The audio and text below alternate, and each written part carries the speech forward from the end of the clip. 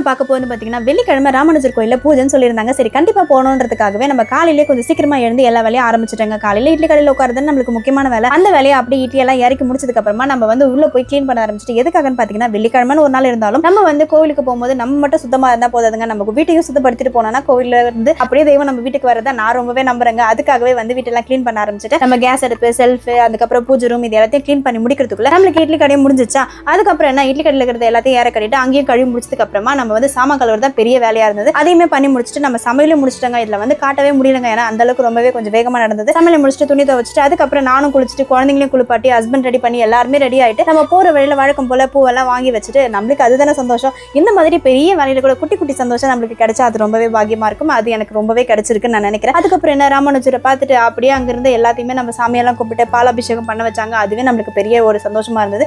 அதெல்லாம் பண்ணி முடிச்சுட்டு அப்படியே நம்ம வீட்டுக்கு வந்தாங்க. இந்த மாதிரி நீங்க கூட நாள் முழுக்க வேலை செஞ்சிருந்தாலும் சின்னதா ஒரு ஃபேமிலியோட ஒரு கோவிலுக்கு போகும்போது இருக்கிற சந்தோஷம் இருக்கு பாத்தீங்களா, அது வேற லெவல்ல இருந்தது. இதை நீங்க அனுபவிச்சிருந்தா வீடியோ லைக் பண்ணுங்க.